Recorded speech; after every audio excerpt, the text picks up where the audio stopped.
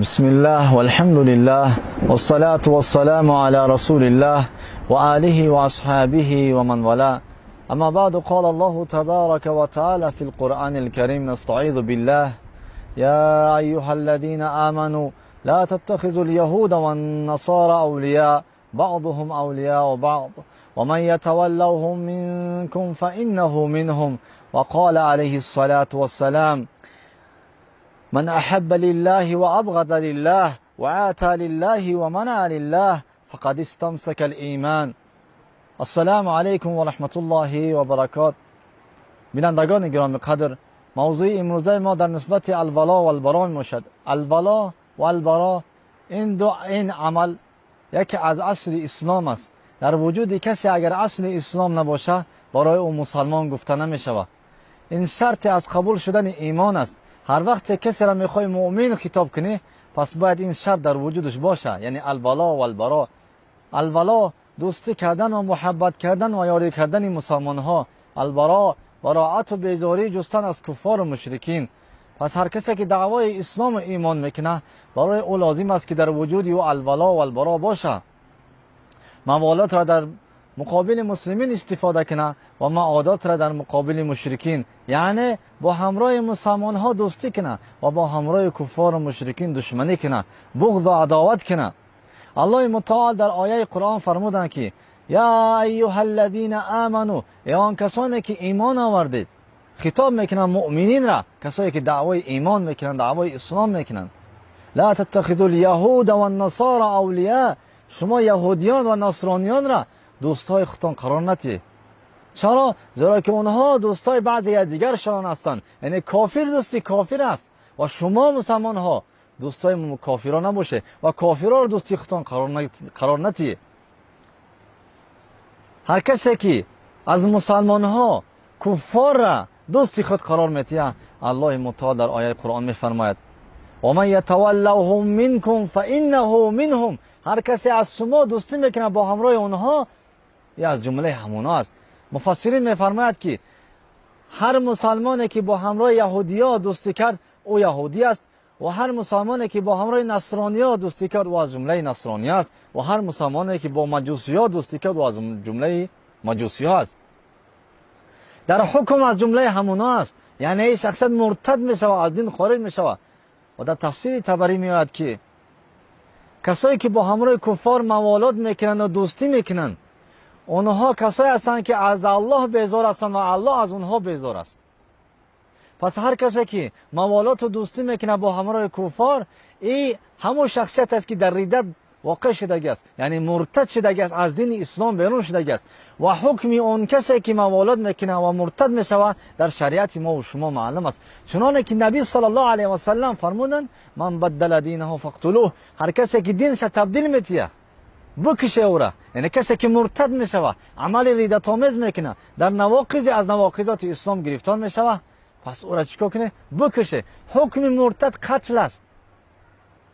پس لازم است برای هر مسلمان که موالات در وجودش داشته باشه، در اعمالش داشته باشه، در زبانش داشته باشه، که دوستی را با همراه مسلمان ها کنه و دشمنی و عداوت و بغض را و کینه را در مقابل کفار استفاده کنه.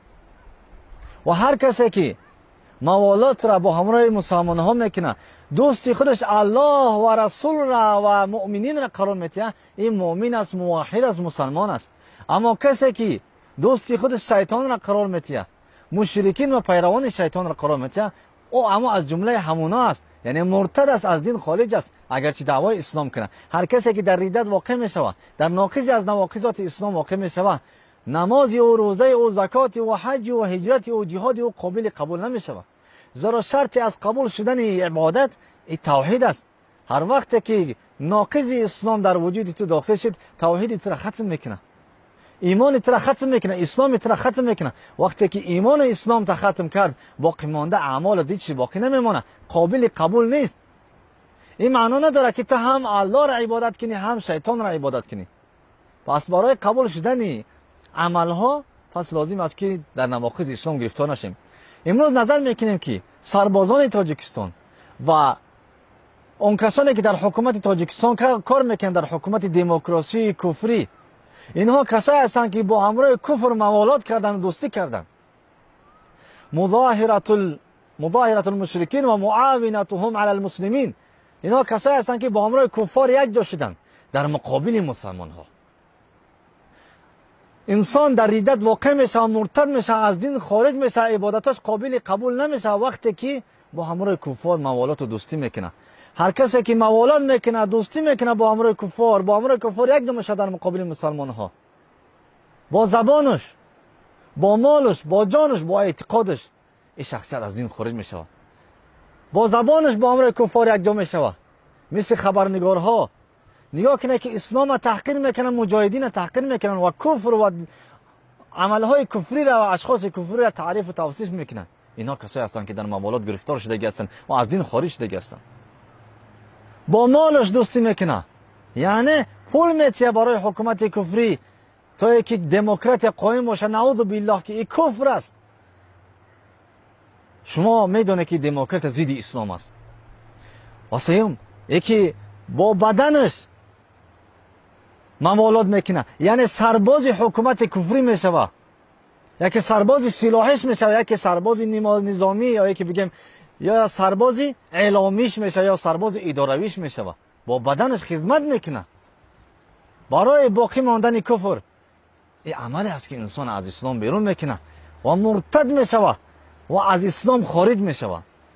و همچنین به اعتقادش این باوریت داره که دموکراتیا یک قانون جدید است و پیشرفتر است در دنیا، اما قرآن یک قانونی است که قدیم شده است. نعوذ بالله میذاره، یعنی به اعتقادش قانون کفری بالاتر میدونه از قانون اسلام. این کسی است که از دین خارج میشوه.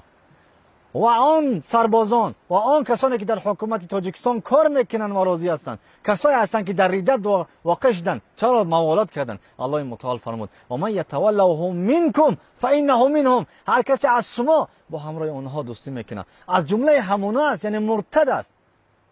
آگاه باشید که این حکومت دارا و این کسایی که در حکومت کار میکنن، حکومت دارا طاغوت هستند و کسایی که در حکومت کار میکنن اینها کافر هستند و سربازان شیطان هستند و سربازان طاغوت هستند. الله ما و شما را از جمله موحدین صادقین و صابرین قرار بده و جنت الفردوس برای ما و شما نصیب بگردونه. و السلام علیکم و رحمت الله و برکاته.